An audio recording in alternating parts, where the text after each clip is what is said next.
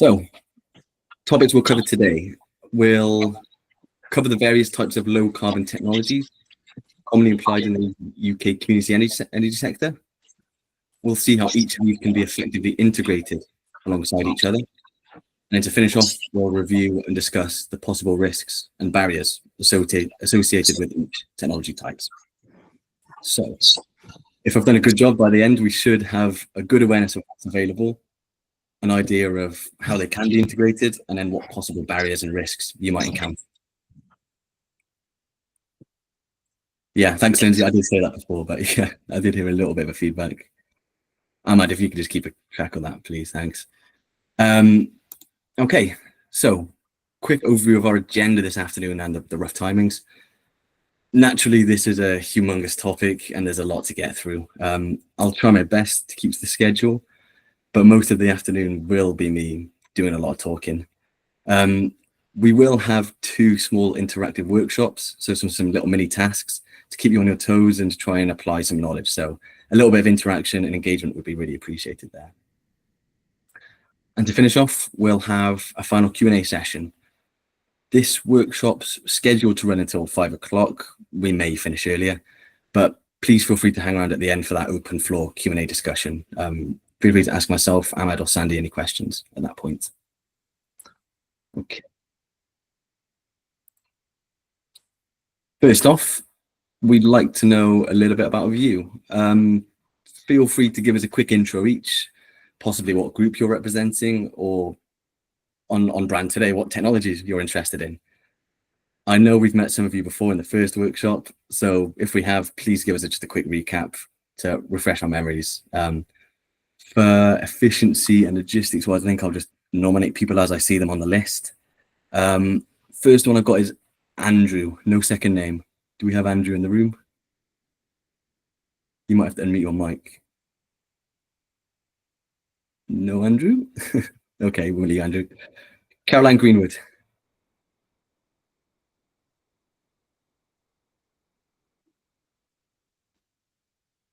Caroline, you're with Upper Don Community Energy. Brilliant. Nice to meet you. David Nugent has just joined. I'm going to throw him into the pan straight away. Hi, David. Nice to meet you. We did meet you last time. David Richardson. We've got David Richardson on the line. Yep. Hi there. Hiya. I'm Dave Richardson. I work for Community Action Northumberland. Myself and my colleague John, I think, should be on this call. We're both relatively recently in post, and our job titles are off-grid energy advisors, looking into properties off the mains electricity grid. So we're obviously interested in renewable technologies that may be appropriate in those situations. Sure, you're in the right place.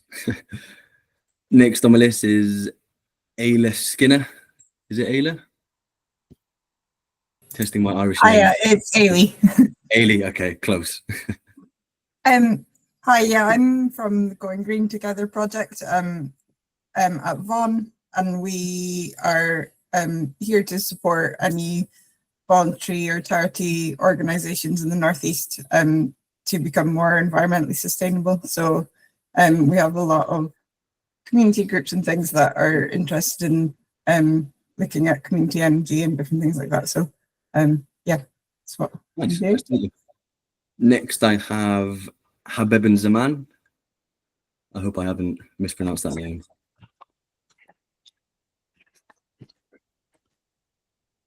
I heard you unmute your mic. Can you hear us? Hi, yeah, Brilliant. hi. I'm Habib Zaman. I'm from the Energy Neighbours project in Kirklees. It's a fairly new project and it's about engaging with community organisations to help them to look at their energy usage and how we can support them. So it's a fairly new project. So I'm here to network, connect with other people and see how we can support community groups. Good stuff. That's a good point. If anyone's here to network, please feel free to share contact details in the chat. There's much of an opportunity for that as well. It's a good point. Nice to meet you. I've got Isabel Krishnarova next. Isabel, are you there? Looks like not a problem. Janine Arndt, next. Hi everyone, I'm Janine. I work for Whitley Bay Big Local, which is a community charity based in Whitley Bay.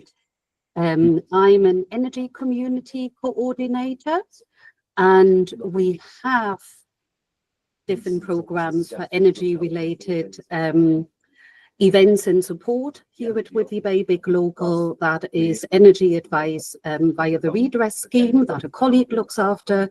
And I particularly look after an innovation trial we are doing with Northern Power Grid on community DSO. We are looking to build on that and see what else we could be offering from Whitley Bay Big Local, and are interested in rooftop solar technology-wise. Interesting. Thank you for that. I've got John Bogue next. Hello there. Yeah, hi. Dave has already been on. So I work with Dave as an off-grid energy advisor. Just started in the role with Community Action Northumberland. And I won't repeat too much what he said, but yeah, the clue's in the name, but Dave's already been through that. So that's me. Nice to meet you again, John. Lindsay J next. Hi, I work for an organisation called Marches. We're an energy advice charity. Not currently doing anything in the renewable space, but would like to be, and just interested in a general overview on everything, really. Cool, brilliant. Thanks, Lindsay. Matthew Clark next. Oh, here's Matthew. Matthew, Rural Design Centre, graduate consultant, sitting with community energy projects across Northumberland and County Durham. Very interesting. Thanks for that. I've lost my list. Patrick Hoyle, I think you might have put something in the chat. Saw that earlier. Particularly interested to learn about low carbon technology and how it can be used in village halls. Are you in the right place? Interesting. We have Stephen Armstrong next. Stephen, are you there? Yes, I'm here. Thank you. I was on mute. Yeah, hi everyone. I'm Stephen Armstrong. I'm Programme Manager for Groundwork North Eastern Cumbria, based in the northeast of England, based in Sunderland. Part of my role is managing a team of energy advisors. We call them Green Doctors. So that's my main reason for being here. Increasingly, the energy advisors are not just providing energy advice, they're getting more involved, and we as an organisation are getting more involved in retrofitting, particularly domestic properties. So that keeping abreast of technologies is naturally part of that. Brilliant. Thanks, Stephen. Next, we've got Susan. Susan, you say you're from Edge Innovation, support some community energy projects and have experience in rural energy resilience, community transport and energy generation. Very interesting. Hopefully we'll touch on some of that later. Timothy O'Brien next. Do we have Timothy anyway? There we go. You work for the Methodist Church and Anglican Church in Yorkshire, looking to decarbonise churches, schools, manses. Okay, interesting take. I like that. Very cool. Last but not least, we've got Walt. Right, cheers, Reece. Yeah, so I'm Walt Trelaw. I'm representing Leeds and York Community Energy, where I'm a volunteer, helping out with various bits and pieces. Mainly do stuff with solar, but really interested in learning about all the range of technologies, particularly how they might interact with each other. So I'm really looking forward to the session. Cool, brilliant. Well, nice to see you all again and some new faces. So welcome again. That was quite efficient, quicker than last time because we met some of you before. Next up, a little bit about us. Scene. For those who didn't meet us last time, we are community and local energy specialists. So our core mission is to deliver energy and low carbon projects which are locally led, owned and managed. We operate as a social enterprise. So this means we actually actively invest in community energy and in technology solutions to support local energy across the UK. We've been in community energy since 2011, and we currently have offices in both Edinburgh and Liverpool. So they're our principal kind of base of operation.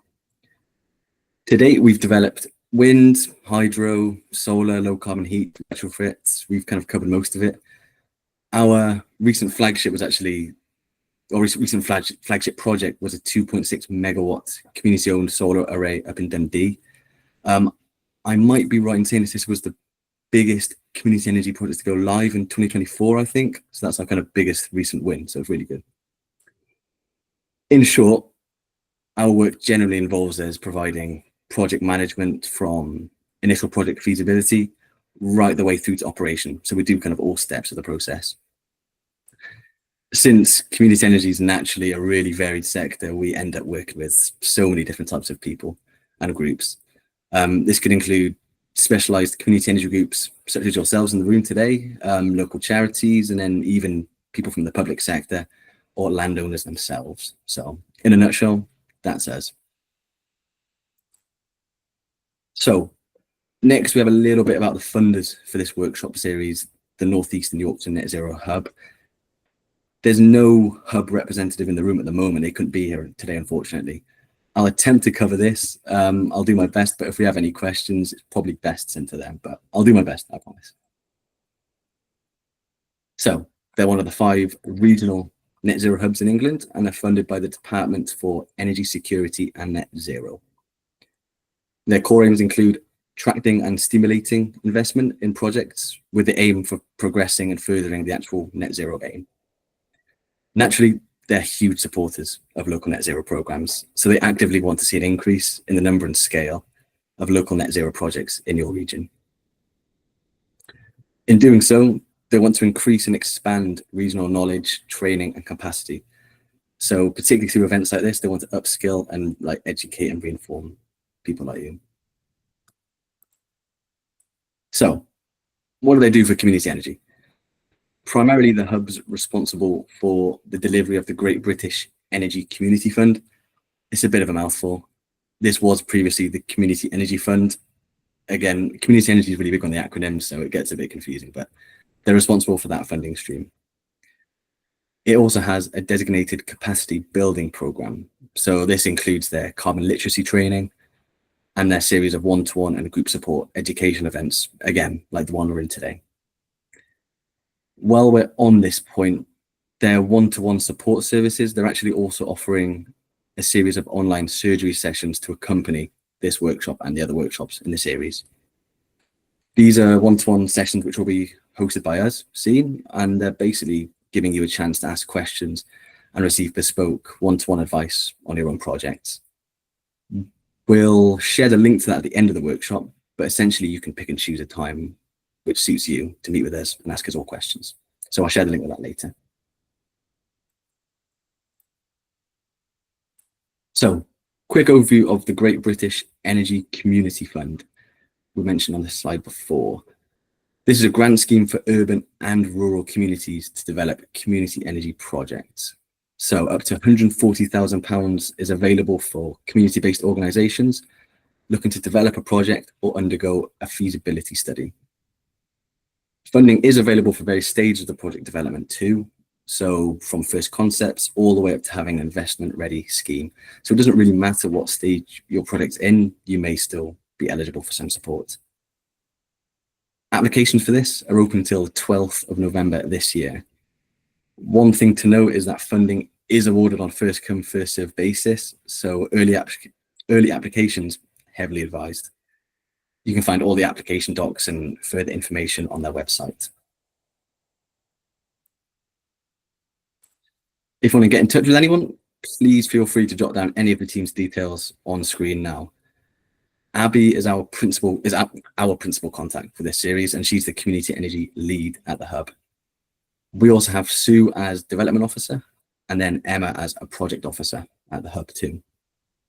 Any major queries about the hub's community energy services or offerings are probably best directed to that inquiries inbox shown on screen now. Okay. The hub also have several members of staff who are responsible for regional support. So no matter where you are, you might have a regional contact you can get in touch with. Any regional specific queries, feel free to take a note of one of the team's details on the screen now, and then again, use that inquiries inbox. Okay.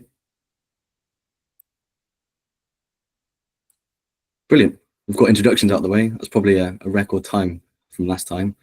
We can finally get stuck in today's topics. So, first up, I thought it was useful to have a broad, quick overview of what sorts of technologies are actually common in community energy projects. So, all of the info on the screen now is taken from the Community Energy State of the Sector report. For those who haven't come across that before, this is a report produced by Community Energy England, Community Energy Wales, and Community Energy Scotland. Bit of a mouthful. And this basically states how community energy is doing and then how the sector is actually growing. So for our purposes today, it's a really useful resource to get an understanding of how common and prevalent each types of technology are in the sector.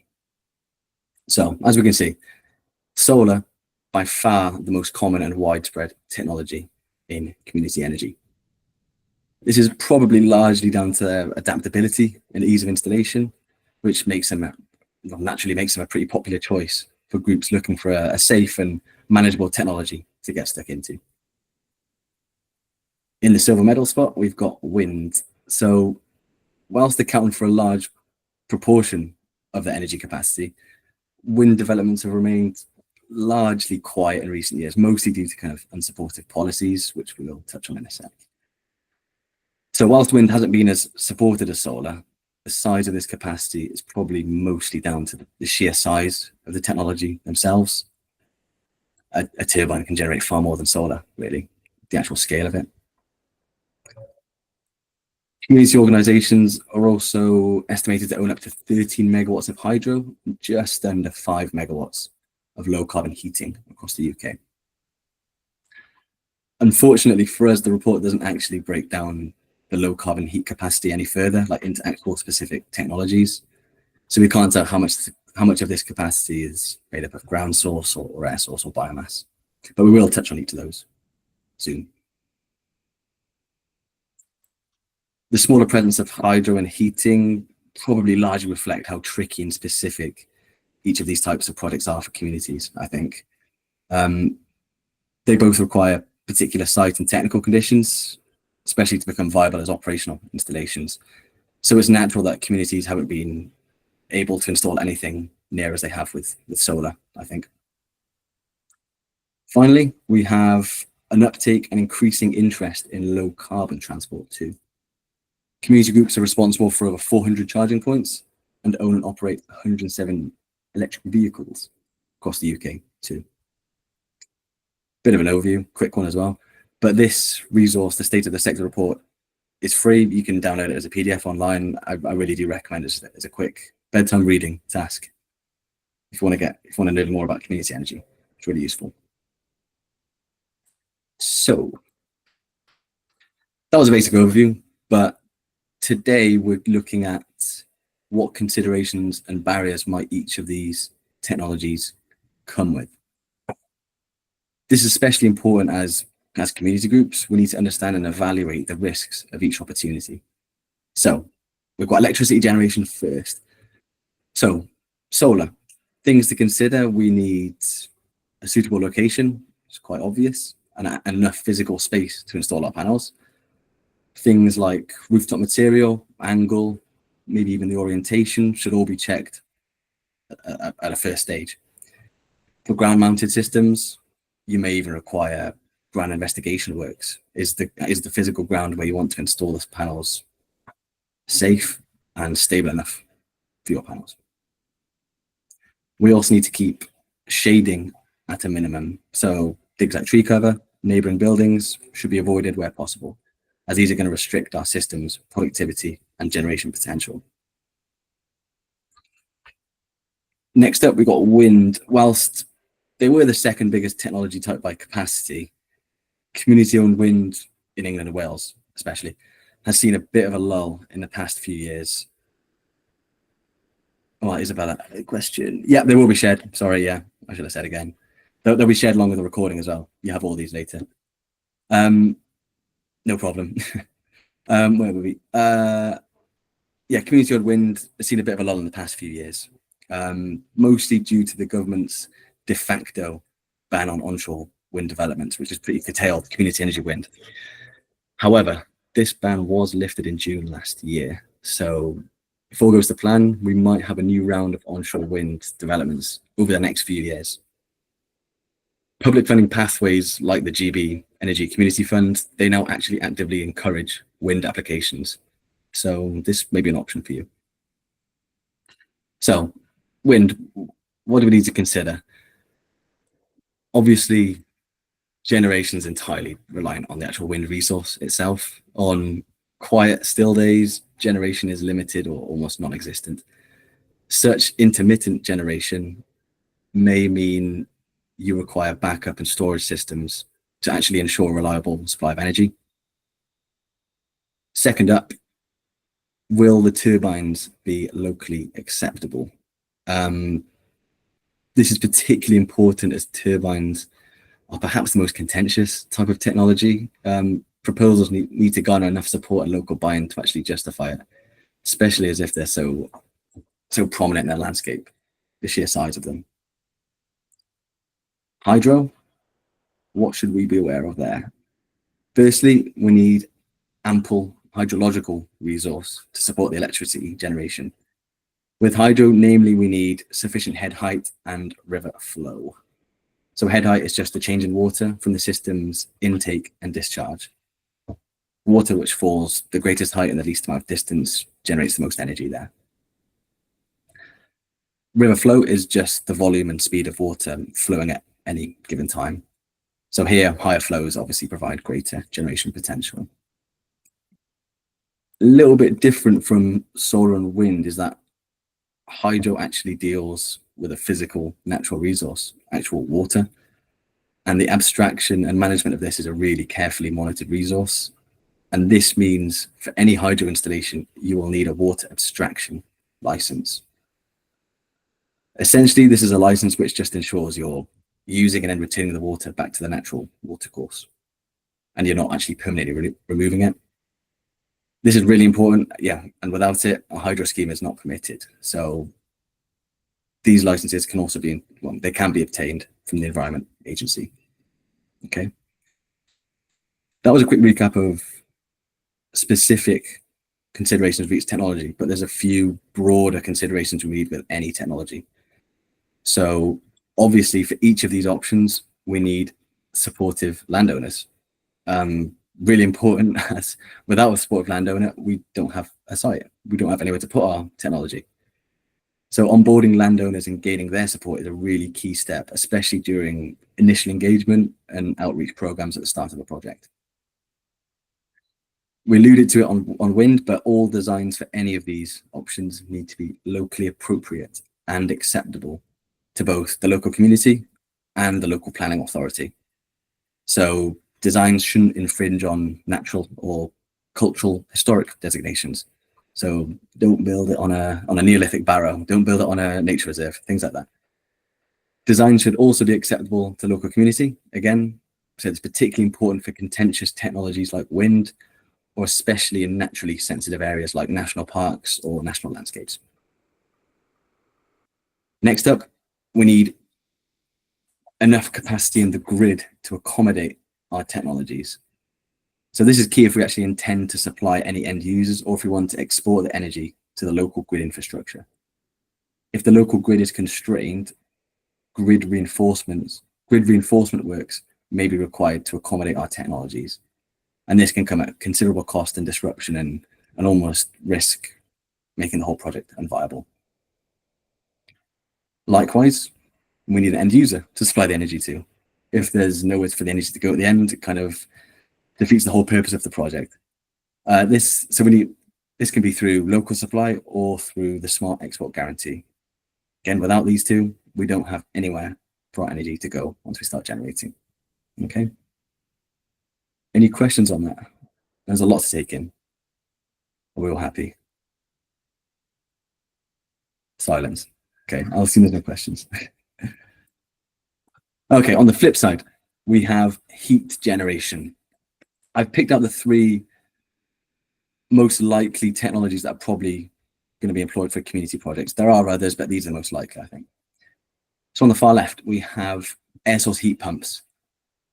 Perhaps, well, it probably is the most common form of low carbon heating technology. You commonly see it installed on private homes, businesses, workplaces. They're everywhere now. So what do we need to keep in mind when we're looking at air source heat pumps? When in operation, air source heat pumps have a lower operating temperature than traditional gas boilers. However, this is offset as air source operates a bit more consistently than traditional boilers. So here, an air source operates longer but at lower intensity. As a result, air source operates best in properties with sufficient insulation and good energy efficiency.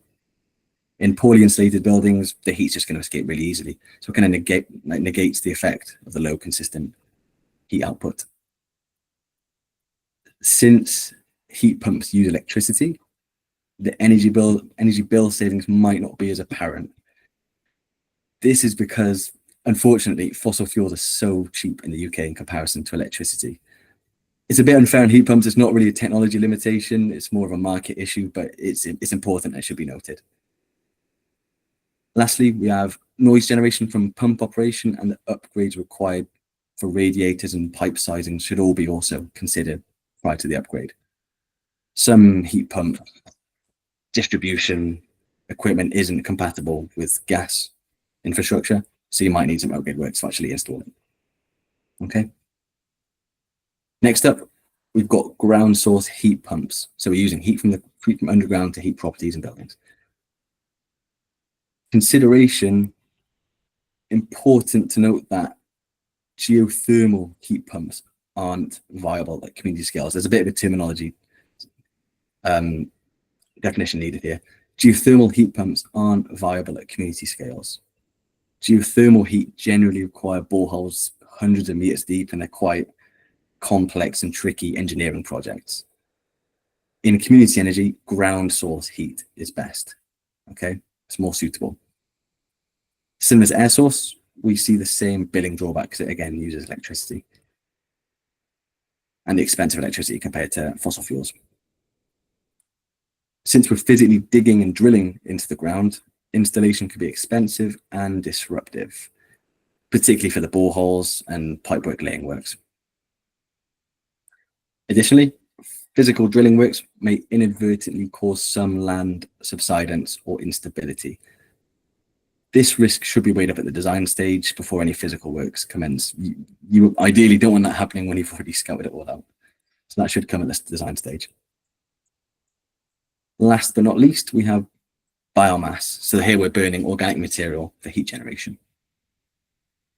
Biomass systems require a fair amount of installation space.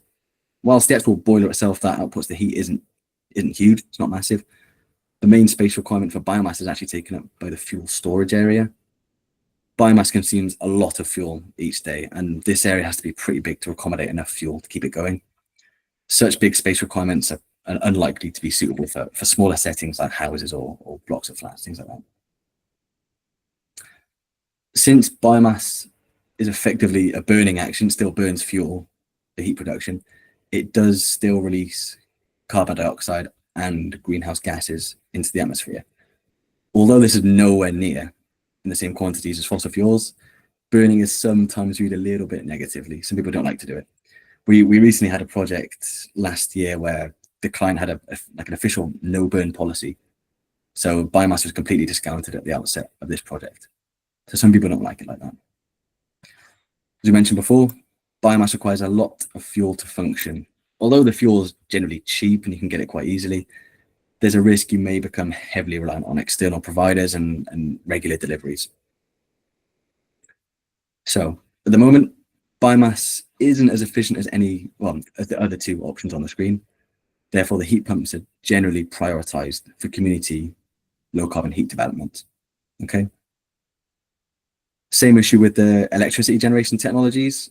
Installation for each of these should be locally appropriate and sensitive to their locations. So things like installations on listed buildings or in protected areas may prove a little bit more challenging. Okay.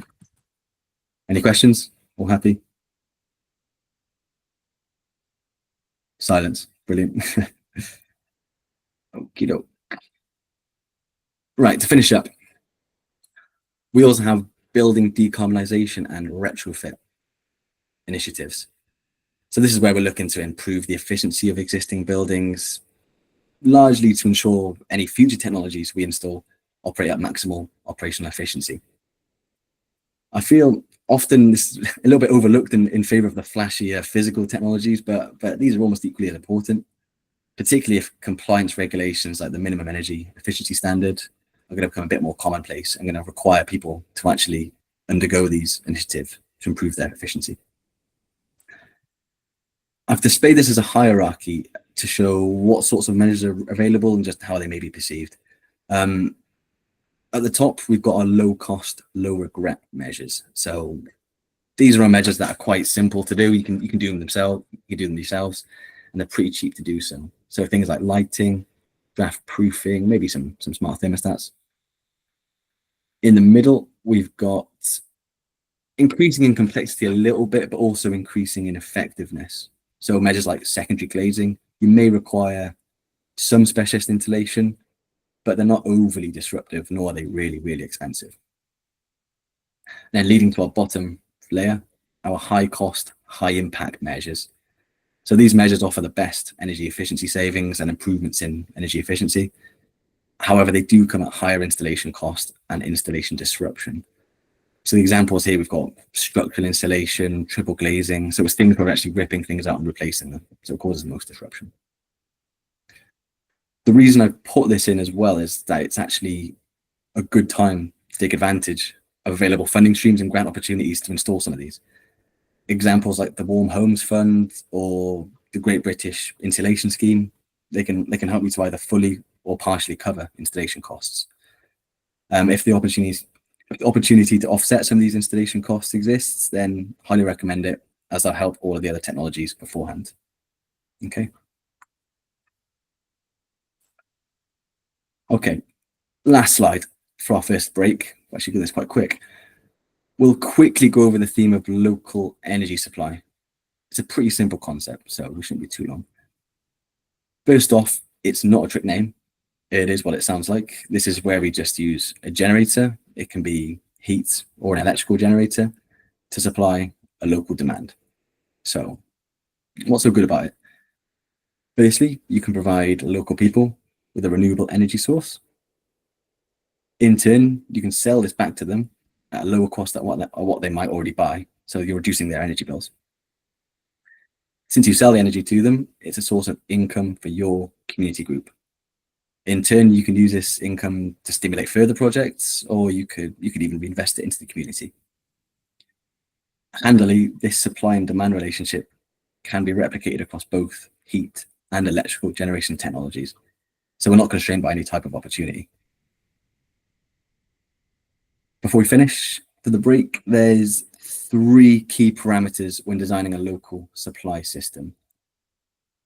We need to know the end user's overall energy demand, the peak of the demand, and the technical viability of the technology. We need the overall demand to understand the actual physical amount of energy we need to supply across a year. We need the peak demand to ensure our final design is capable of meeting and supplying this demand when the demand's actually at its highest. So when everyone wants to use the heating after work in winter, it's a good example. If the end system isn't sized to that peak demand, then our system isn't capable of supplying all the connections and it's not performing its job, really. Lastly, we need to ensure the technology we've chosen is physically suitable for the location we intend to install it. These are the considerations we saw on the previous slides. It's a bit of an umbrella term, but will the technology generate enough energy at that location? Will its installation be suitable and accepted by the community and or the local planning authority? And how will the system work once operational? Okay.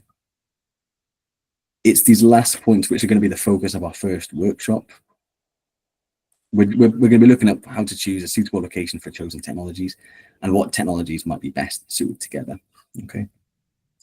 Any questions on local supply? This is the first theme for our first workshop. Nope. So you're all happy? Okay.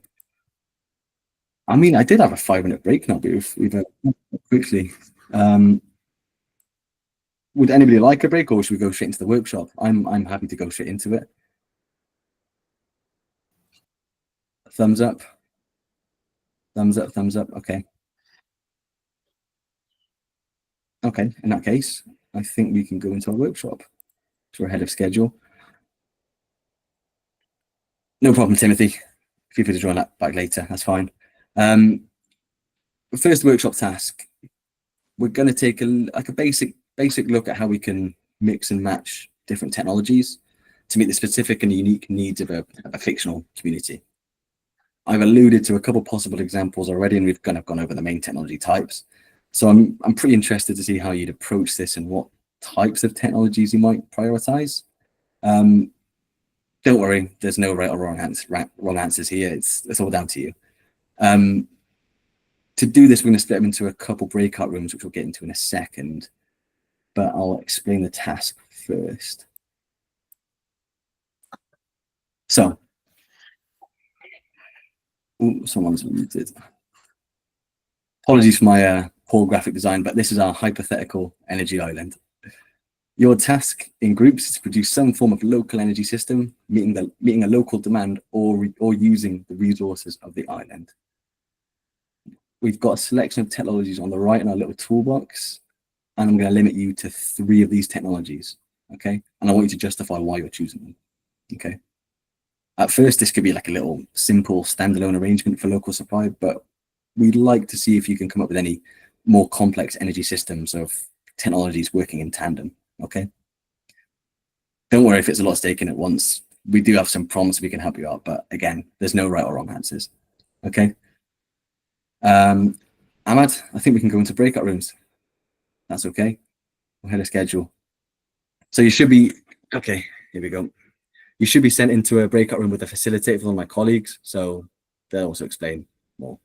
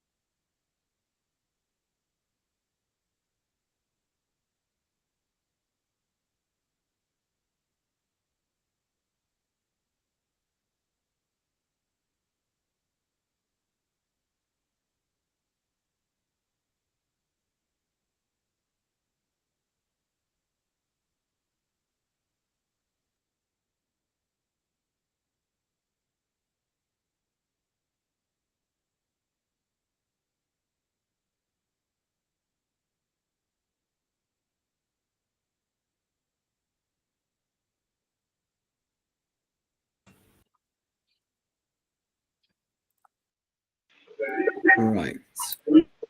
We're all back. How did we all find that? Bit of a high level task, but hopefully we came up with some different combinations. Okay, you should see my screen now.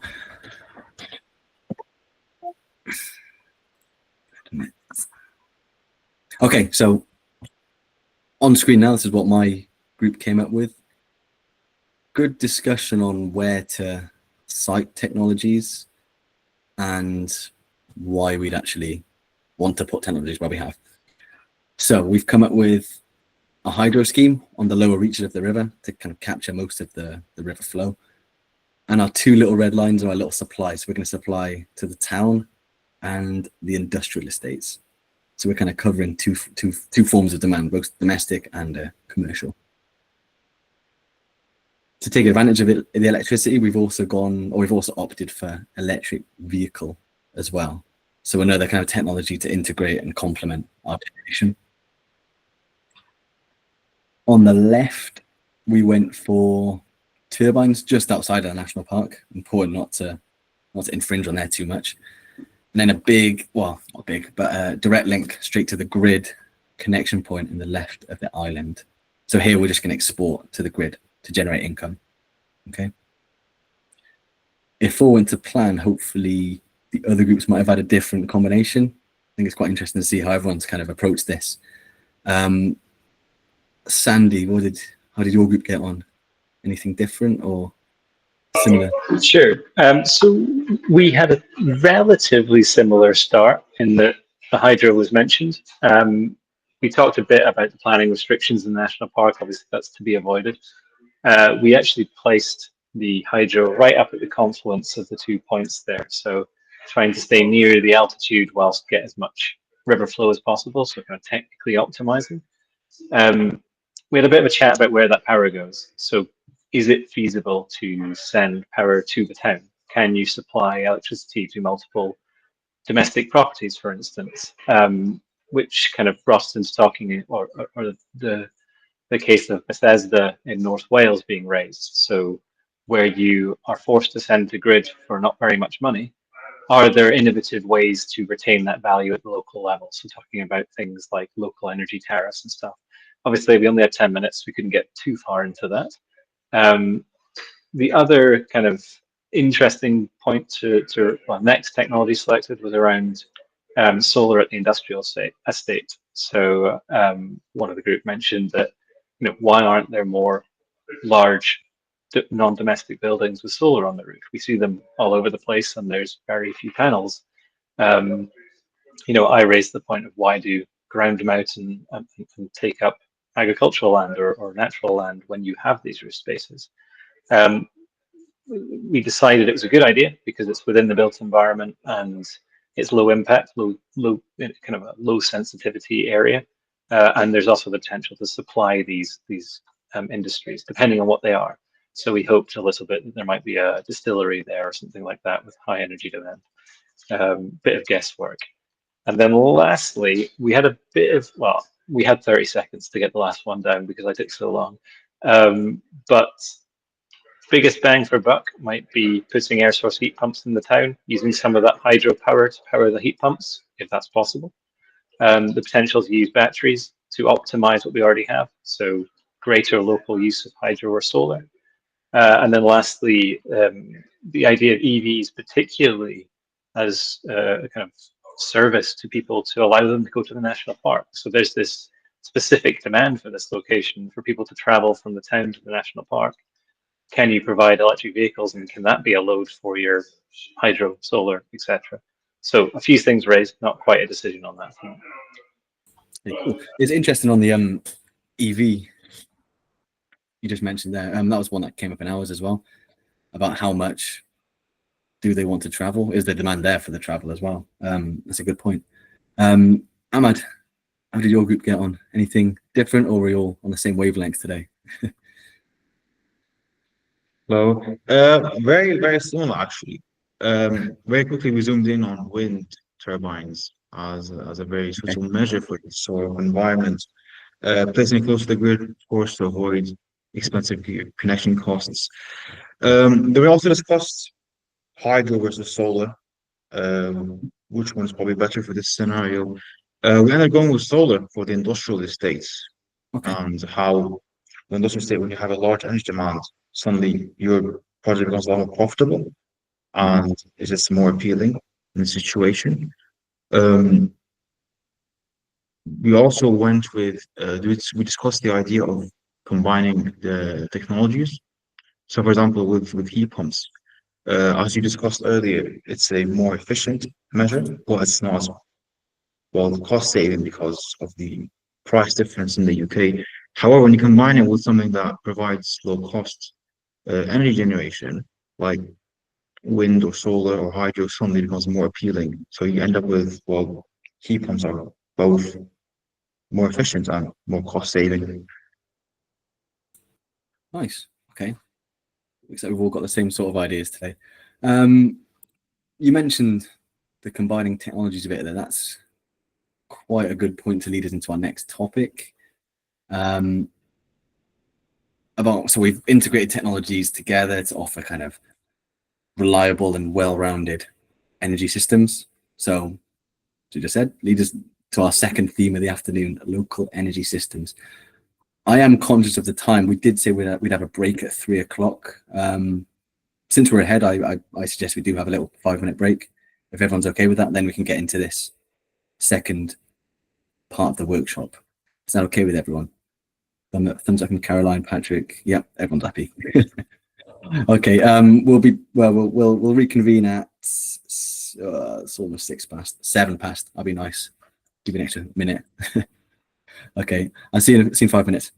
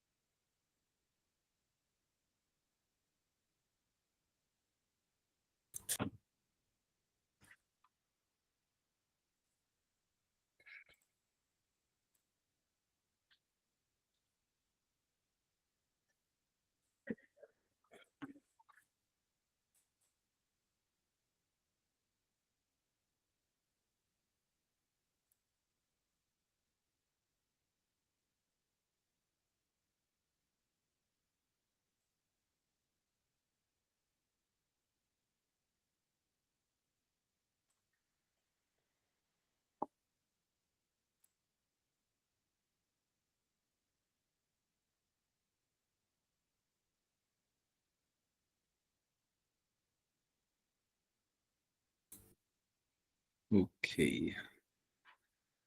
What's the quickest 5 minutes ever?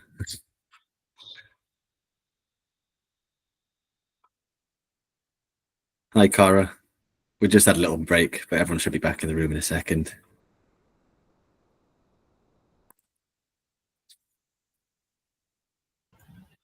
Right. Didn't it start at 3? Am I really late? At 2 o'clock it was. Right. I might have to go again then. Sorry. No bother. It's been recorded, so Yeah. Right. If you signed up to the original list, you'll get the recording and slides. Don't worry. great. Thanks. No problem. Sorry. So late. I'll be back next time. Thanks. I mean, you're welcome to stay. It's fine. Don't Well, worry. to be honest, I have another meeting at 3:30, so I have to leave. for Oh, the okay. Fair enough. Sorry. No Thanks. problem. Thanks. See you next time. See ya. Thanks. Bye. Right. Do we have everyone back? If you're back, give me a thumbs up. I Bolt. There we go. Yeah, people are back. Yeah, there we go. Okay, brilliant. So hopefully from that little mini task, we've seen and got a bit of an appreciation of there's no set model for how to integrate different technologies. It's kind of largely down to the regional context and the actual needs and wants of each community.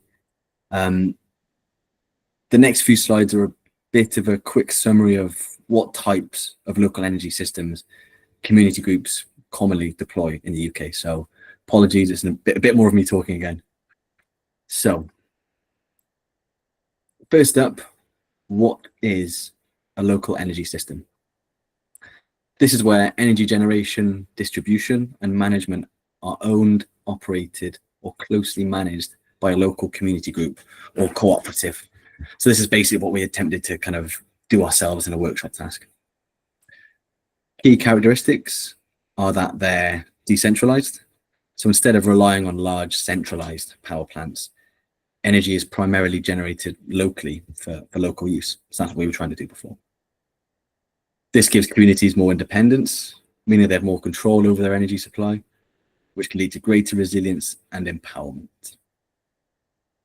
Although we had a rough go ourselves before, I think it's always useful to see an actual physical example on the ground of how it actually looks. So I'm going to give you a quick example of one from our own experience. In 2020, we worked with a community sports hub up in Little Kearse. This is in Grangemouth, up in Scotland. Good example of how quite a simple local energy system can be really effective for a community organization. All it involved was the installation of a small solar farm alongside some electric vehicle charge points in their leisure centre car park. Energy from the panels directly supplies the leisure centre on site and the site's new LED floodlights. Any excess generated by the panels are not used by those demands, is used to supply the EV charge points instead of being exported to the local grid. This retains the energy for use on site and provides a better financial income than if it was exported straight to the grid. Okay. So it's a really good example of how simple yet robust energy design can really transform and improve the energy security of the site. The setup up there's been proven to be so useful, they actually use it as an educational opportunity now. I know the hub there have installed several information panels to teach visitors and the kids that play football there the purpose and use of the installations and what it means for the site itself. Okay. So next up, we've got heat networks. So also known as district heating, these are systems where heat is generated by a central generator and then supplied to multiple connections through a supply distribution network. Heat generated in this network can come from a variety of technologies. So all the low carbon heat technologies we saw earlier are compatible in this format.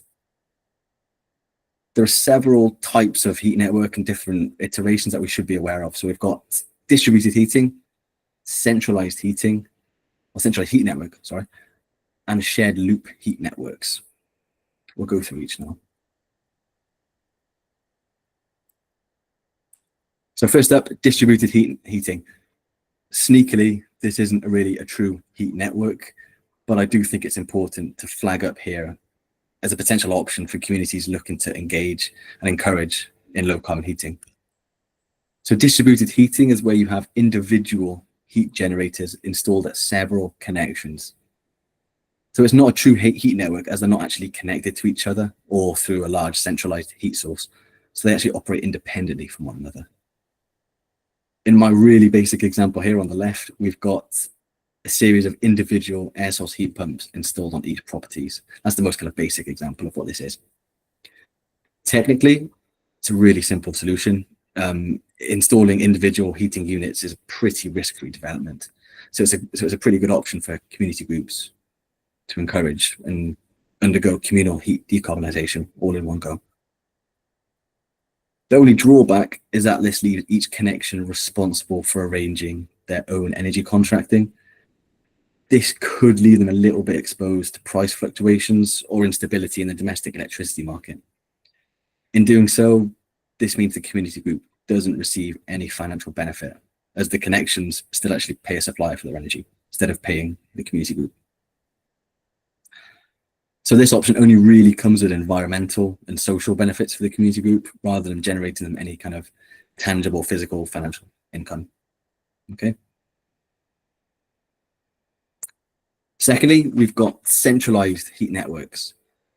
Simply, this is where heat's generated and then distributed to the connected properties via a distribution network. Again, in my basic example, we've got a centralized air source heat pump unit. This is housed in an actual physical energy center. Here, high temperature heat is generated by the heat pump and then fed directly to each connected property. Because the heat pump generates high temperature heat at source in the energy center, the heat is supplied through a series of insulated pipes. These are just insulated to reduce any heat losses through supply. Okay. So why are these good? These are effective to ensure centrally administered and reliable sources of heat. This centralized management means communities, as the owners and operators of these systems, can really effectively manage the metering and billing. Although this can be tricky to do, it gives you a pretty good degree of control over the pricing and billing. One drawback is that although these can be employed across a wide variety of properties, each might have varying levels of energy efficiency, they do operate less efficiently as you're maxing out the heat pump operation at the start. So for example here, the heat pump might need to work unnecessarily hard at the start to effectively heat inefficient properties. So it builds it all up, send it to heat properties. Okay. Similarly, we have shared loop heat networks. This appears really, really similar to centralized systems, but there's a couple of key differences.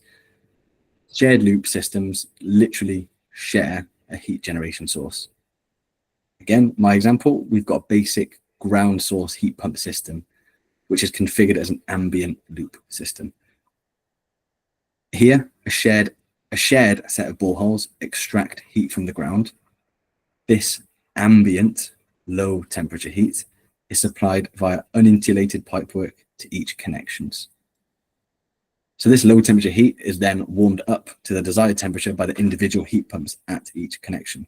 So it starts off low, gets sent to the properties, and it gets heated up to whatever each house needs it as. Okay.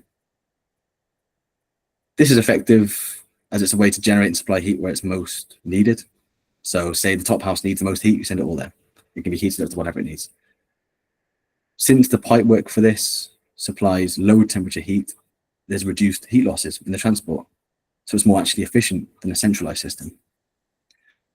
It's also a pretty good option for discrete installation, which might be of particular use and interest for rural communities.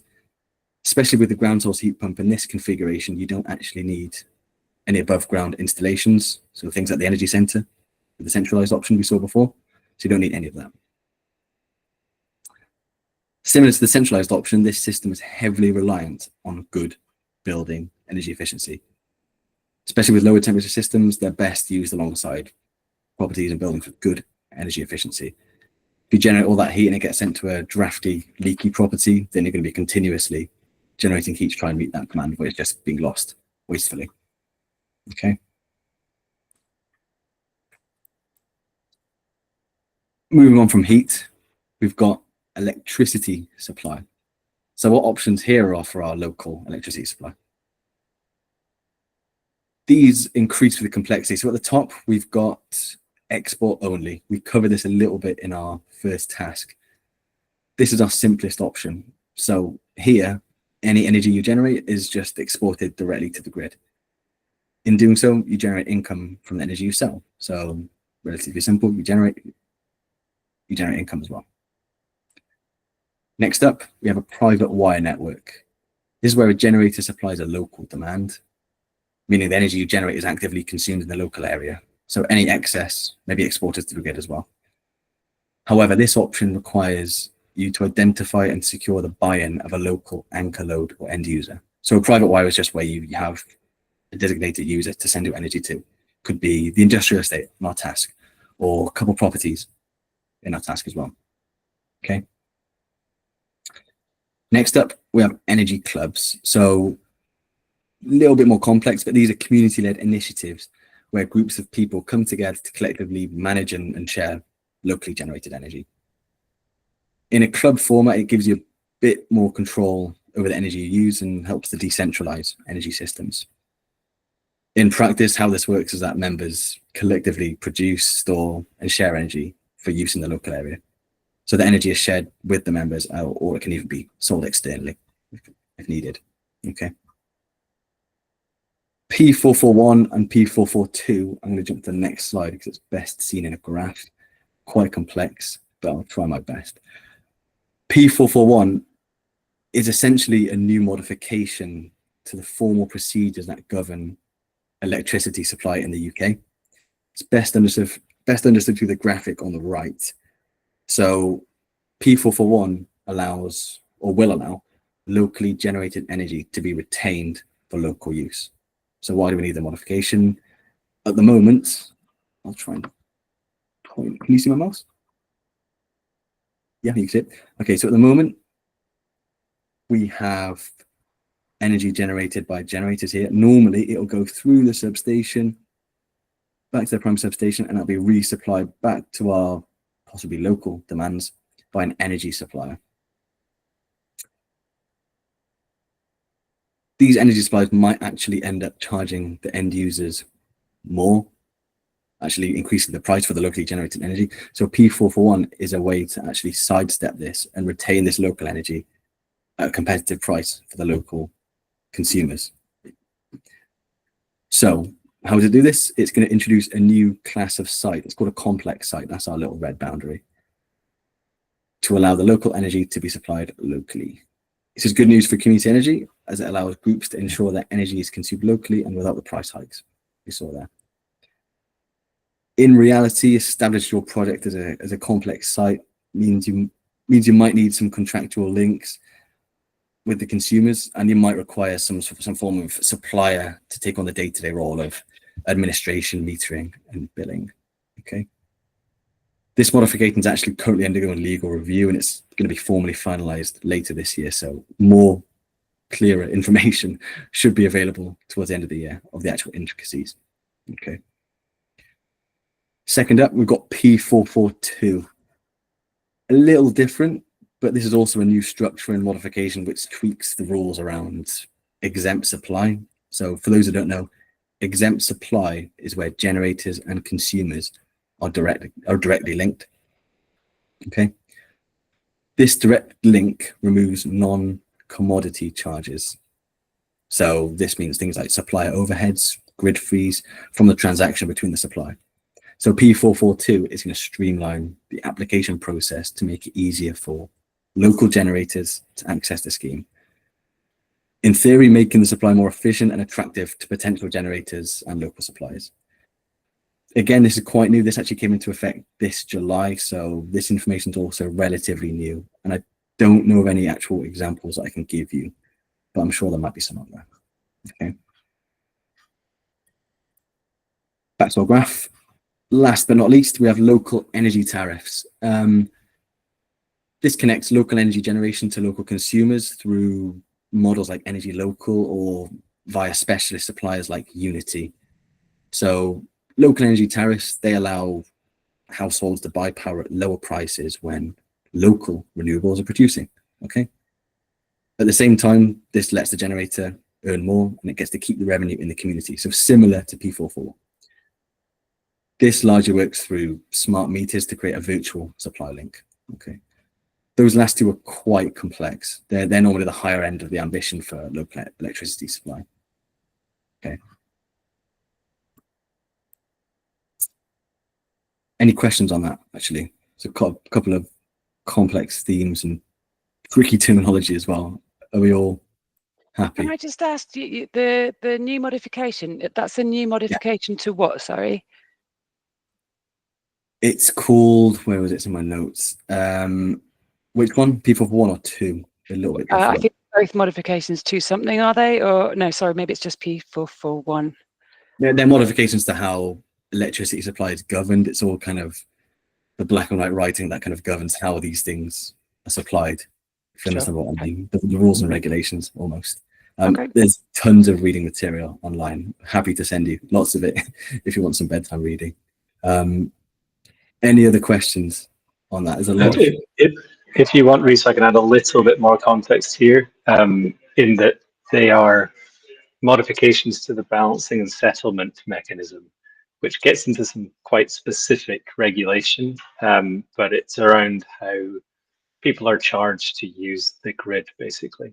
So balancing and settlement is understanding flows of energy throughout the grid, how you're using it, and then how you are charged for it. So there's a settlement for how much power you send through the grid at any one time.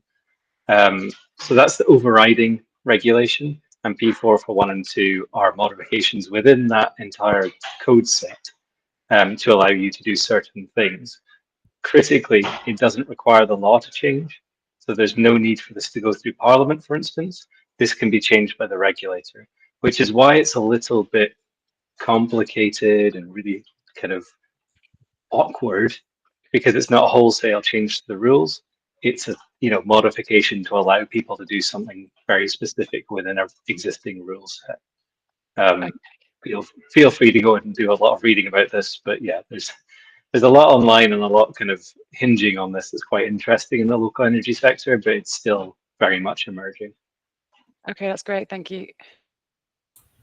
Brilliant. Cheers, Andy. Any other questions?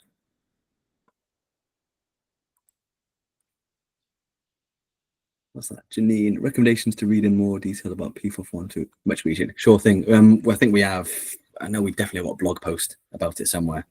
And yeah, we can definitely send something your way. Anything else, or we're all happy to press on? Looks like we're happy. Thumbs up. Brilliant. So, a lot of tricky information to digest there. I appreciate. We're actually really ahead of schedule, so I think we'll ignore my original agenda. I think we can jump into our next task in that case. Workshop 2, overcoming risks. A little bit more simple than that other one. This is a task about identifying risks and ways to mitigate them. So on the boxes, we have our 3 main local energy system concepts. And I want you to add 2 or 3 critical risks to each column. So add 2 or 3 to each one. Again, no right or wrong answers. We'd like to know more about what you think might constrain or complicate these types of systems. Or if you have actual physical experience of these, please feel free to let us know, put them down. We've got a couple examples there to get you thinking, but we will be able to help you in the breakout rooms again. I forgot to say first time around, these breakout rooms are 10 minutes. They're not long. I forgot to say that. I think we can go into the rooms actually. Ahmad, That's okay. I'm not sure if we get put into the same group, so I'll see whoever I see in a minute.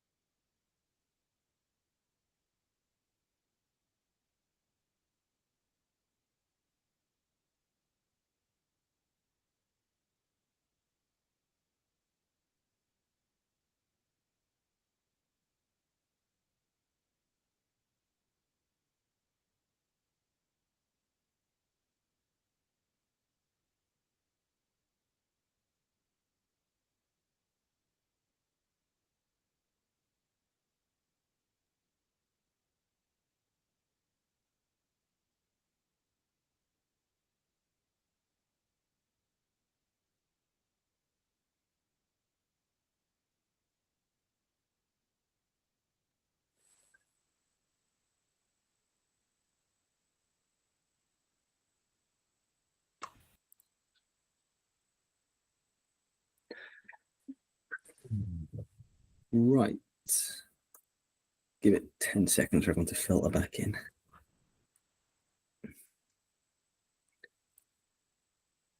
How did we get on there? I mean, I'm one light on my first column, but I just realized you can't see my screen.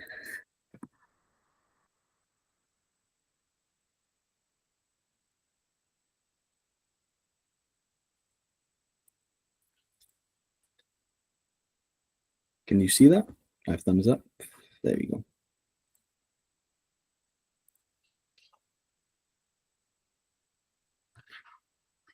Brilliant, thanks. Okay, yeah, how do we find that? My group, good discussions. We came up with a little bit of everything. For local energy systems, we've worked on the basis that we're thinking of a PV and EV charging, so similar to that mini case study I mentioned before. One example from Fiona, your experience, you said your local village had installed EVs and you'd found people often avoid them because they think they're too expensive.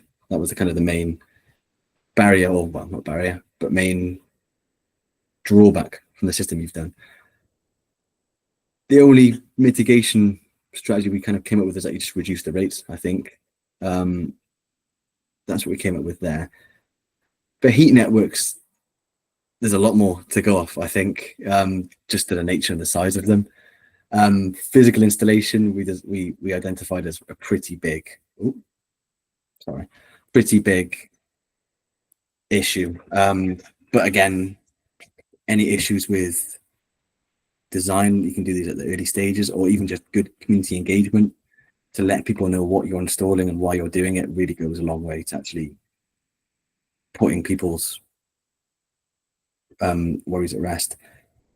We have heating system compatibility, more so back to our retrofit themes. Is our heat network suitable for the properties it's going in? Do we need to upgrade the infrastructure? Those are things we all covered. Local electricity supply.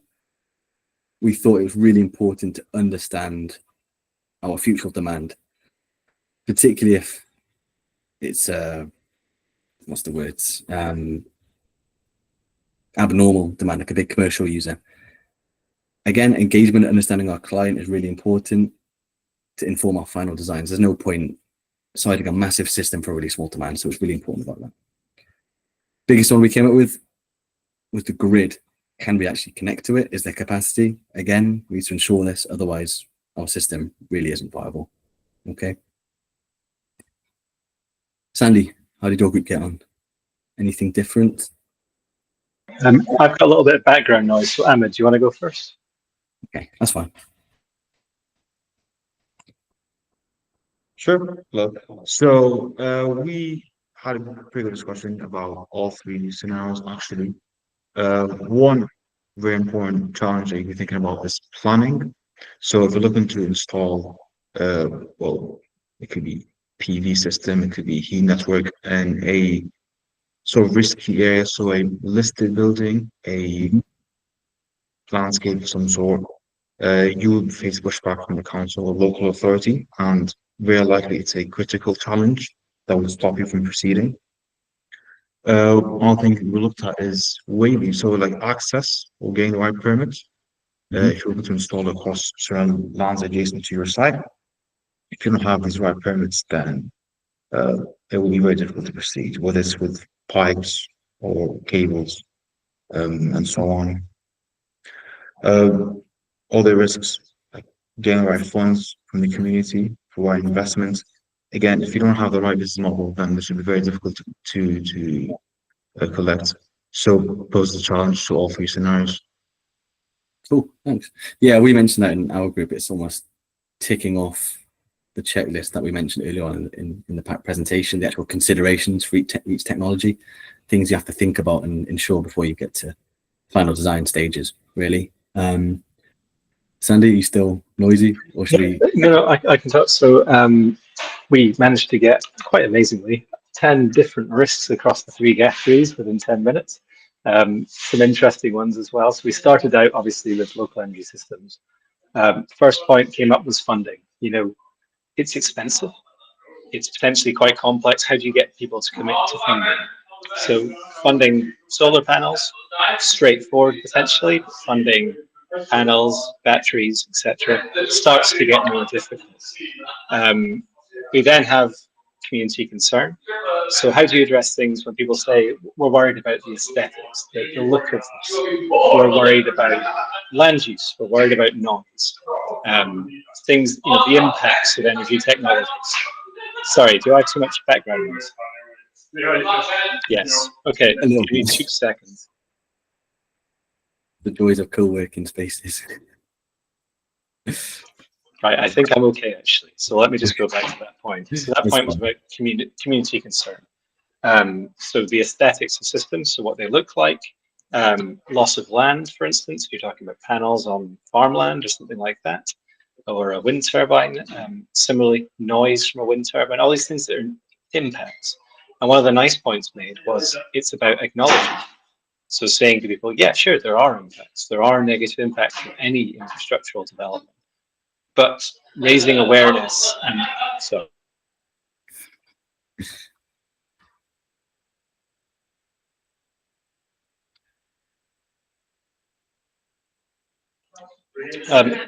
I'm just going to move rooms. Yeah, But hop in the same room as Anna.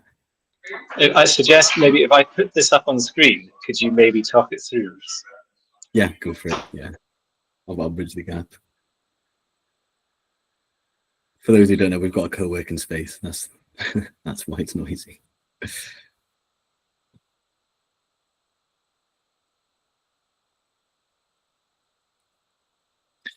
I'll stop sharing first, Andy. That's easier.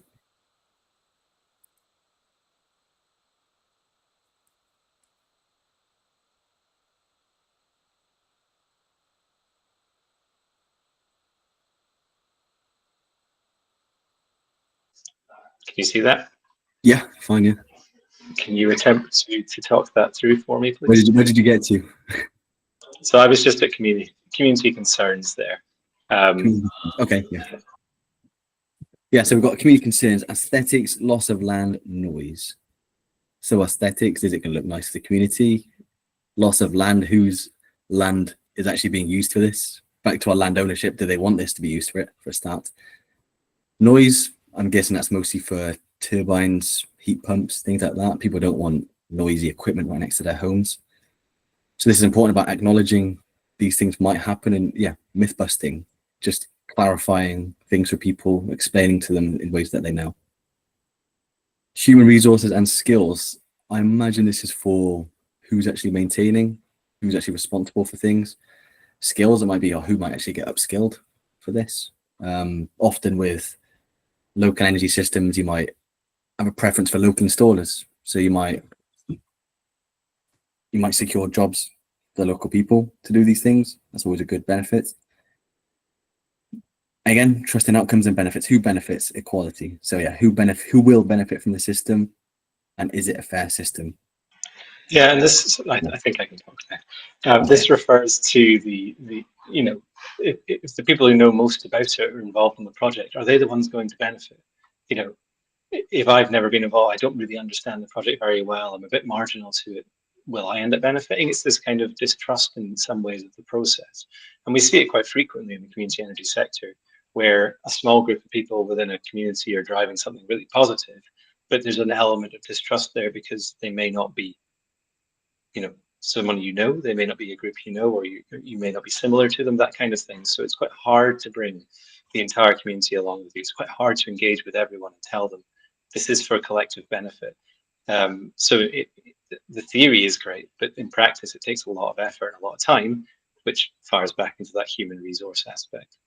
I'll move along a bit more quickly.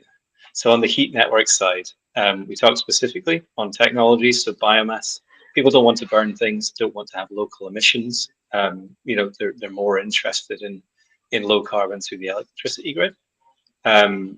Helga, I think, mentioned heat from rivers. So interesting idea, pulling heat out of rivers to run heat pumps. And that's commercially complex. And it's hard to get that heat from rivers to homes. Next, If you're working with a central generator, so a heat network, what happens when it goes down? Do 100 homes lose their heating in midwinter? What is your backup solution? How much does that cost? That kind of thing. And then the spark gap. I threw that term out, but that's stating there's a difference between electricity costs and fossil fuel costs. Fossil fuels are super cheap right now. Electricity is not. So how do we work with electrified systems without spending more money?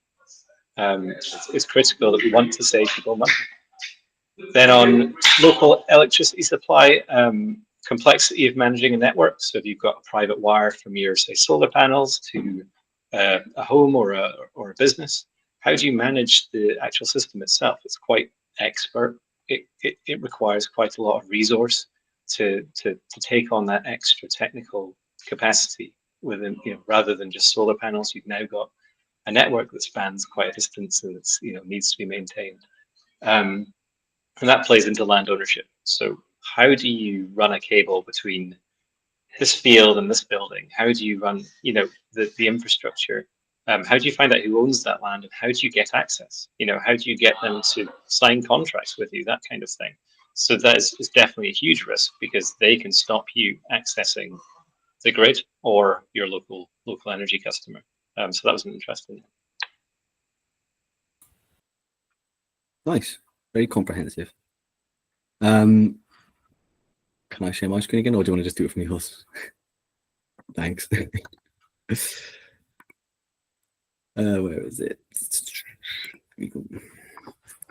So that seemed comprehensive. Good discussions. Some from actual real life experience, and then some from theoretical. So that's useful. That largely wraps up the presentation content from me.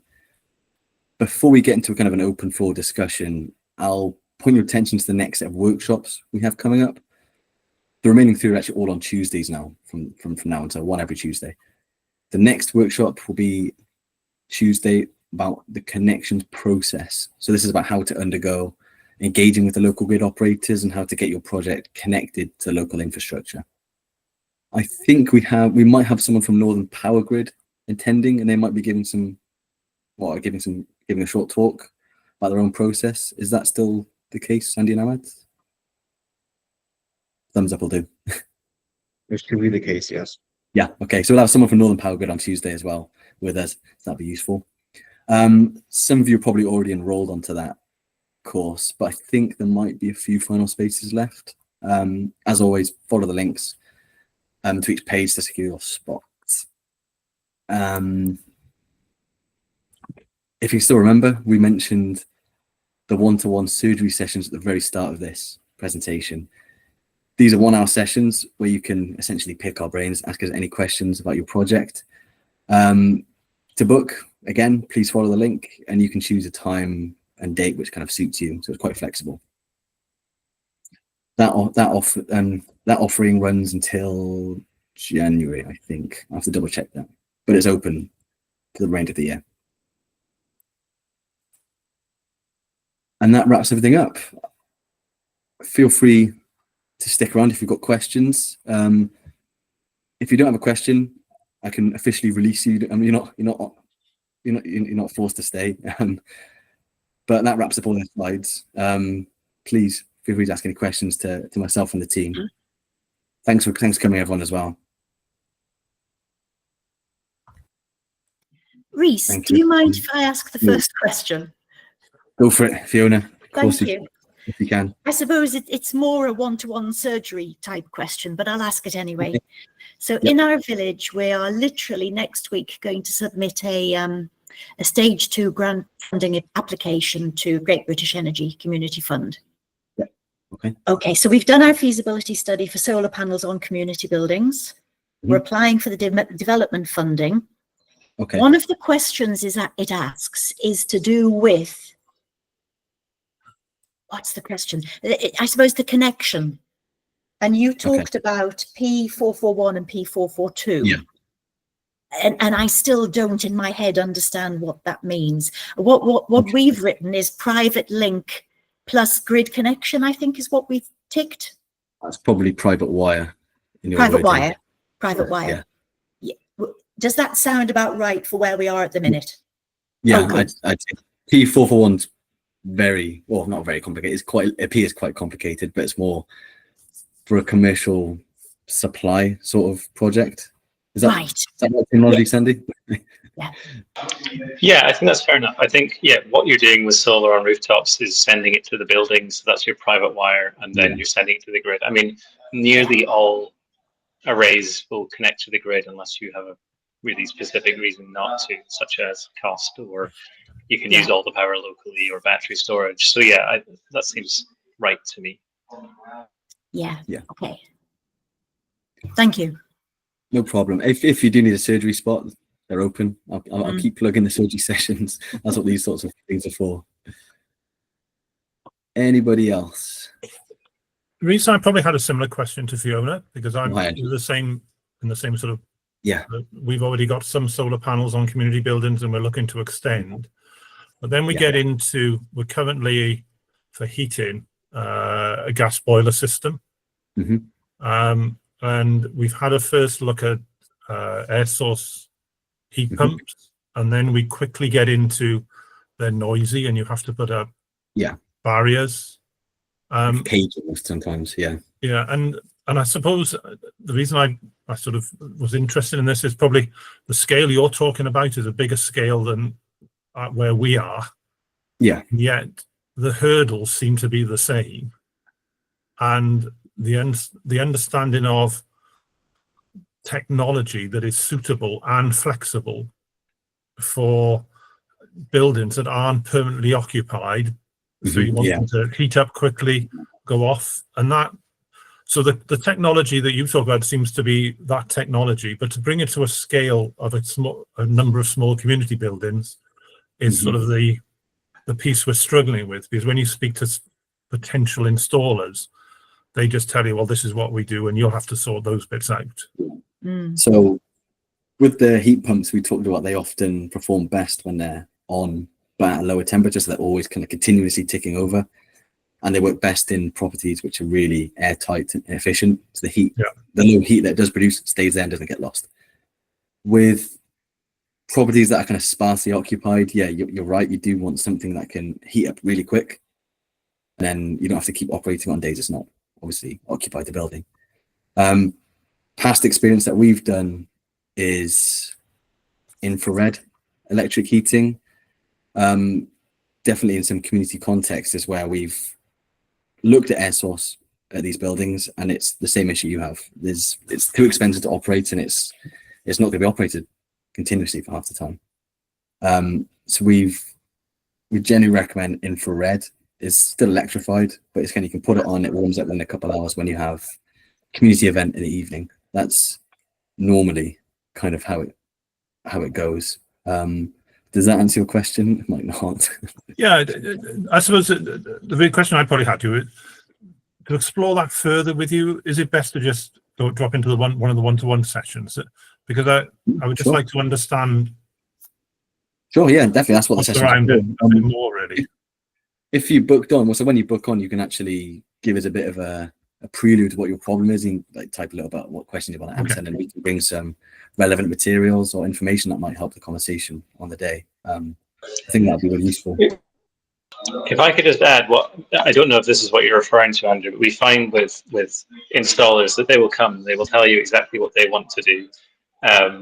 We will put in a heat pump and this is how we do it, but they don't really want to do the kind of optimizing process, because it takes time, it takes a relative amount of skills in modeling and so forth. So we spend a lot of our time trying to align solar panel sizes with heat pumps to know when you're heating versus when the power, when you're generating, and figure out what the relative benefits are, which at smaller scales is a reasonable time sink and cost that you maybe can't justify, which is why installers don't do it.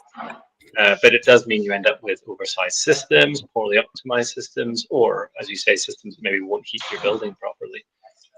So it's something we do a lot of. It's something we can kind of help talk through the process now. Okay. I don't think we can give you an answer because it's so specific to the building, but yeah, worth a longer chat, I think. Okay, thank you. No problem. Hi, I wonder if I could pose a question, please.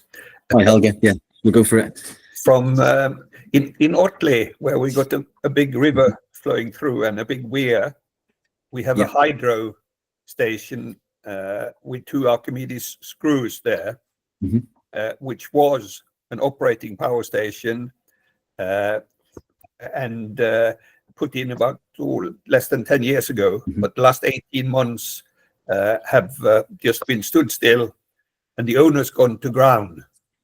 Okay. We are trying very, very hard to get the hold of the owner and also to find out what it would take to physically restore the plant to suitable operating status. My question is, do you think application for grant for something like that has already existed and already operated, if we do manage to take it over and try to get it back in operation, is something that there are grants for in the GB Energy system? That's a good question. That's very specific, Helge. I could maybe take a stab at this.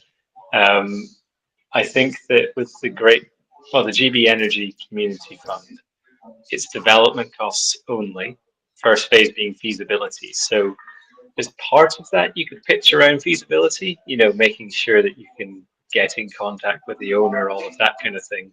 But really what you need is the repair works, the kind of capital works and so forth. And on that front, I don't have a clear answer.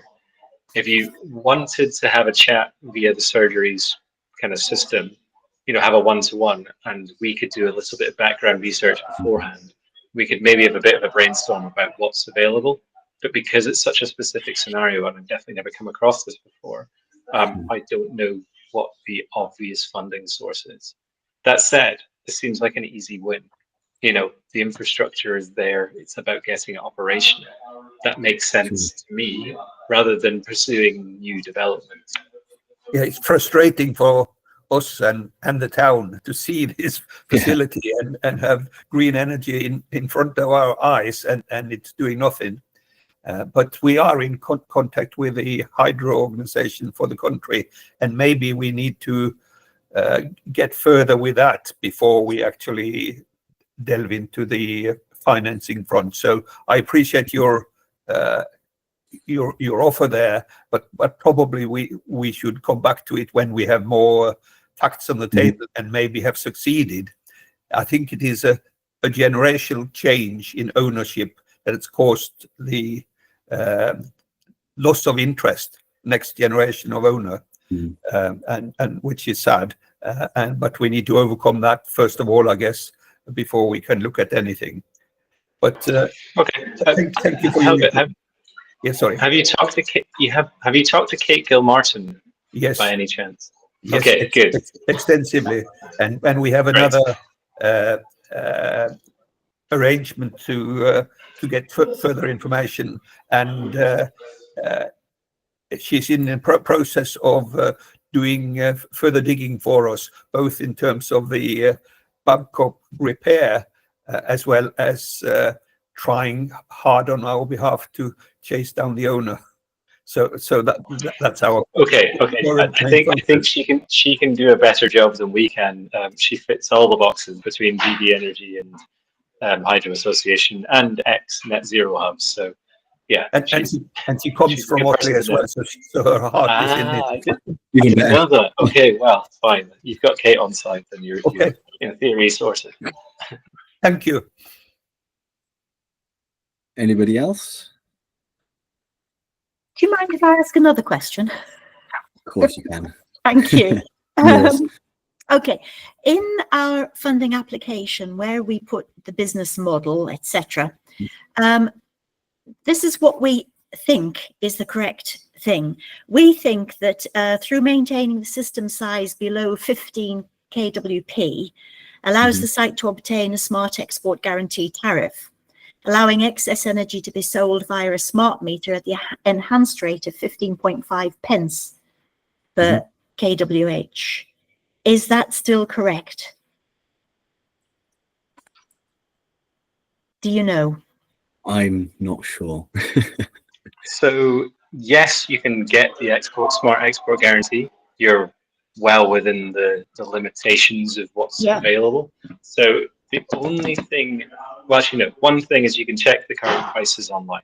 So you can go and look, I think it's monthly updated for each energy supplier. So you can look at what the best you can get is. 50p so the suppliers reasonable. can tell me that. Right. Yes. So I could probably find the link for you, but basically you can go and look up a table of smart export guarantees right now, and it will tell you that Octopus is at the top or whatever. The only thing that can be an issue here is if you don't own the building, or at least the developer doesn't own the building. So We if it's a do. community, We okay, do. you're fine. Yeah. So often smart export guarantee is contingent upon an import contract as well. So you need to be buying power off Octopus, for instance. Not that I'm shilling for them, but you know they come up at the top of the table. So that you have to buy power from them, and then you can sell your power on smart export guarantee. If you were installing panels on, say, a local school, you may not be able to do that because you don't hold the import contract. Now that's something I've seen overcome, but it's more complicated. It sounds like you're in a position where it's manageable though. Our next phase is to move to businesses and put the panels on the business roofs. So we need to be careful there. Right. Okay. We need to do a bit of work. The rules on smart export guarantee change per energy supplier, but the general rules are quite broad in terms of capacity. Yeah, I think the import issue is definitely worth having direct conversations with electricity suppliers about, or energy suppliers about. Thank you. Hiya, can I ask a question? Sure. It was just around bidirectional charging on electric vehicles and where that might be at as a. So our project is actually dealing with off electricity grid properties, and I'm wondering about that as a potential solution to power a home using the very large battery within a electric vehicle, and maybe taking it away from the home to charge and bring it back to a property to use as a power supply. But my understanding is it's fairly early stages of that technology and such at the minute, but just wondered whether you had any thoughts or feelings on that.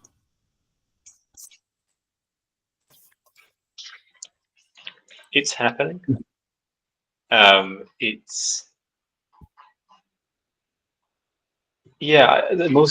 see it most frequently in kind of grid innovation trials and that sort of thing. I've never worked in practice with that sort of arrangement.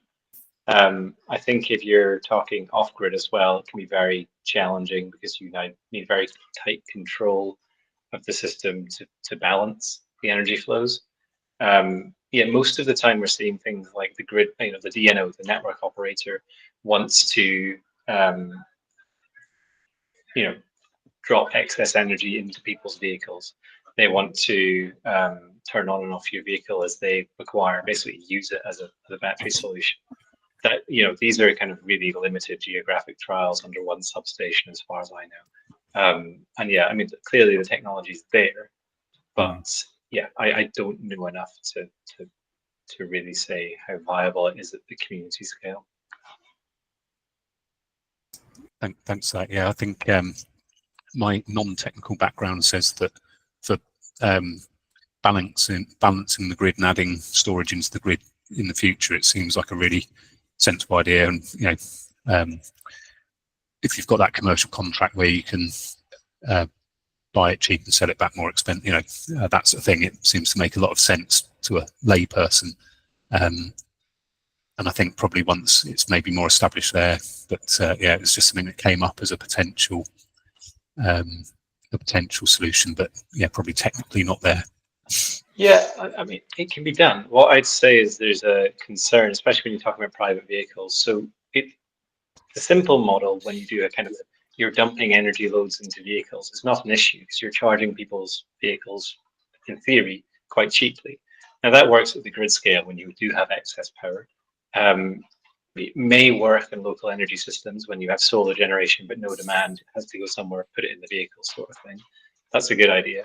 If you're talking about going both ways, so you're using that power when you need it, then you're effectively cycling the battery. So it's like turning your phone on and off all the time to kind of pull charge from it when you need it, which is obviously what affects the lifetime of the asset. So you start affecting someone's car. You know, if it's a private vehicle and you're pulling charge in and out of it, the lifetime of that battery might drop significantly. So there is that kind of aspect of it, which is, you know, again, I don't have an answer for, but often limits the applicability of the bidirectional element of this. Helga. Could I just add there that, yes, I have an electric vehicles and Volkswagen ID4, which is now declared capable of going vehicle to grid capability, but I can't find anybody yet of the suppliers willing to go on board.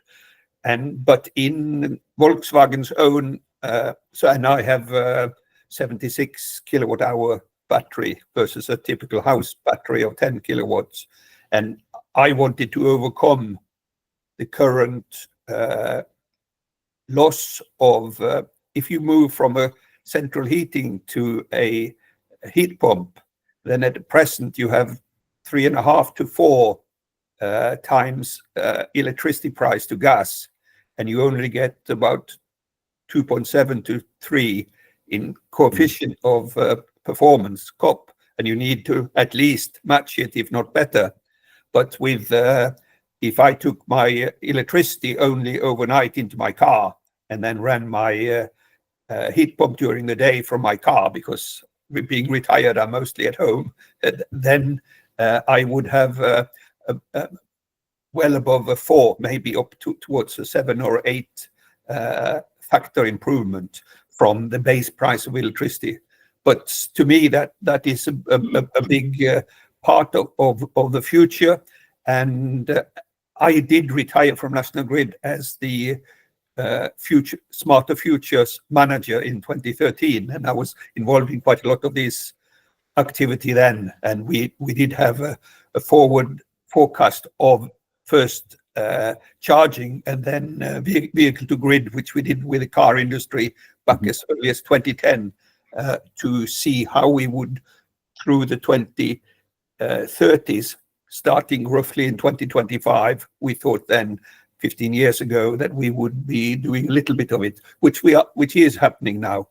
But getting all of that together is proving challenging, and in my personal experience, very frustrating. But so Nissan has been doing this for years. So with a Nissan, you can do it, and more are doing it. And now Octopus is pushing hard for BYD. So Octopus is offering very, very cheap BYDs with vehicle to grid operation, but the smallest ones of them, and offering what they call free charging of the car. Sorry to interfere there in your question. Interesting. Anybody else? Can I just make a comment? Of course. My feeling when I talk to the local community, you get a lot of support from, how can I be polite here? The more intellectual amongst the community. There are many in the community who just don't want to know. Just want to get on day by day. And it's all about education, really. It's all about getting people educated. So, I mean, Helga is a very bright man. I wish everybody was understood even half of what he understands. Definitely. Sure, that's a really important point. I think, yeah, I understand where you come from. I think a lot of it, though, comes down to having the time to engage as well as the willingness. You know, some people are very anti the technologies we're talking about and the net zero aspect that underpins it. You know, they're the hardest to convert. But those who don't have the time to engage or just maybe don't fully understand, then yeah, sure, education is important. I think it's that thing of being genuine with the engagement. It's about, it can come across, and sometimes I don't realize this, but it comes across as condescending, if you see what I mean. We know this and think it's the best thing ever. So it's hard to manage that and to bring people in a genuine way. Yeah. Yeah, maybe changing the priority of so if you're coming from an environmental and green aspect, you may be prioritizing carbon over cost over whatever, whereas for other members of the community, if you prioritize cost ahead of, and then the carbon's the byproduct, but actually they're more interested in the cost in the pocket. So it's about same argument, two things go hand in glove, but changing the prioritization of what you're actually saying. Yeah, definitely. Yeah, what we are scared of in Otley at the moment, as we're setting out on a bigger retrofit center or hub to inform people about retrofit, is so for instance the £7,500 that's available now, yes, grant for a heat pump may give you actually a result of a higher energy bill. And the tariffs, so in Massachusetts in US, they've now gone to half price electricity for winter season, but not for summer season, for those who have a heat pump. And I did read it also that OVO, in a report from last year, OVO is offering they do separate metering for the heat pump and give that half price for the electricity. Whereas Octopus only provides some time changes in terms of time of day changes for lower cost. But all the moves to heat pumps, which cuts out the greenhouse gas, which is obviously what we all want, but selling that to the community when their actually energy costs are going to go up is a non-starter. Yeah, definitely. Back to David's point before, it's you almost have to tailor your message to different types of people, especially if it's down to financial incentives or environmental incentives. It's really important. Anything else from anyone? Still got a couple in the room.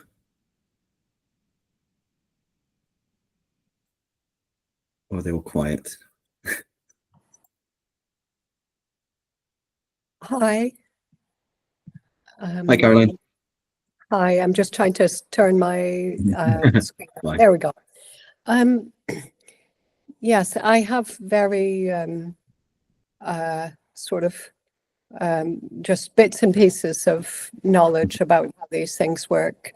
I was wondering, we're exploring the idea of getting a wind turbine in a small community sports center that's high up on a hillside, and linking the energy produced partly back to the sports center, possibly the church, the local church, and to members of the community. The wire that's laid down, I gather it can go readily, possibly at the back of certain properties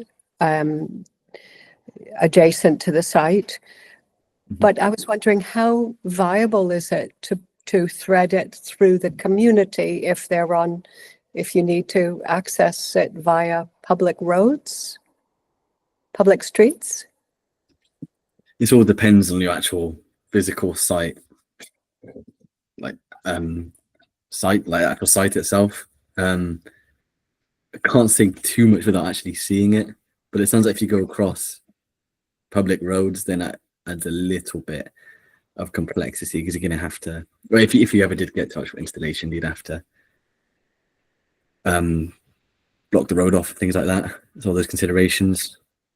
Just to jump in, sorry, Reece. So maybe I misunderstood. This is about two different routes for a connection, or is this just about whether you can go extending. through the village?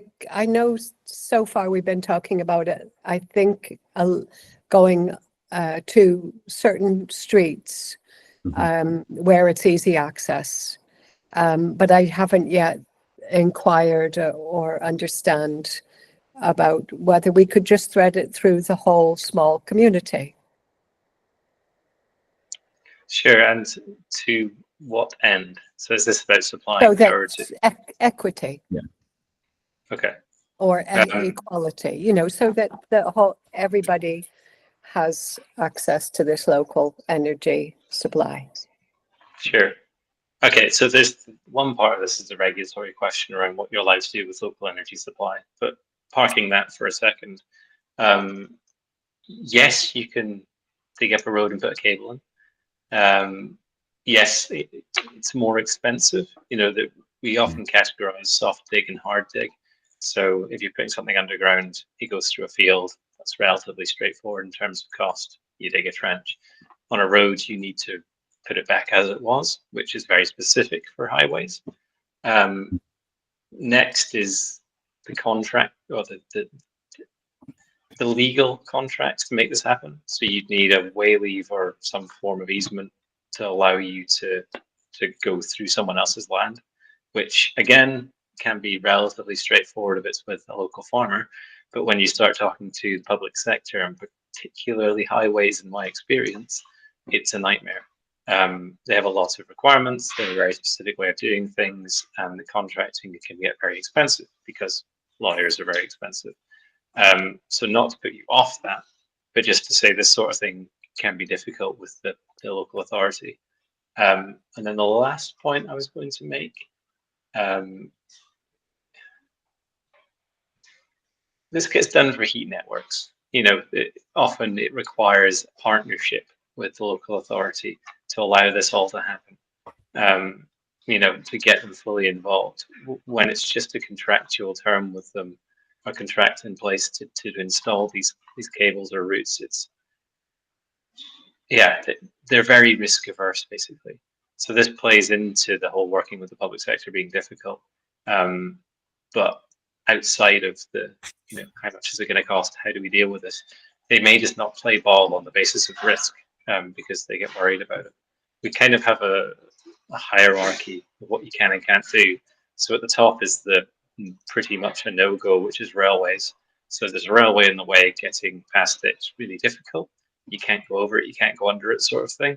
The other is A roads. So when we get to roads, bigger roads, obviously it's harder to work with.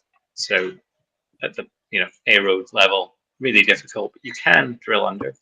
And then there's a kind of cascade down. So if you're working with unadopted roads and that kind of thing, great, that works. But if you're working with fairly busy roads in a village that might need quite a lot of diversions and so forth, then yeah, it's going to get complicated.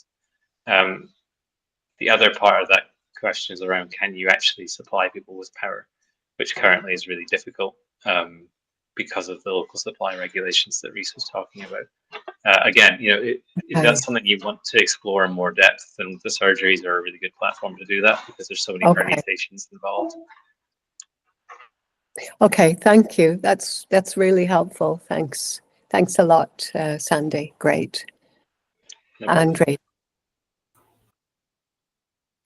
No problem.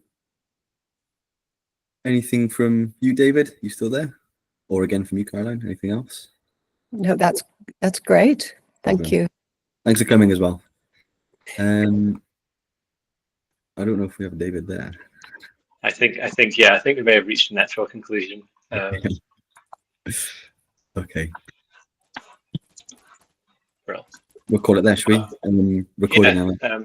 Please. Like I said, Caroline, if you want to get involved with the surgeries, great, or just drop us a question by email, please feel free to do so. It sounds like you've got an interesting project with a lot to figure out. Will do. Yeah, thank you so much. Well.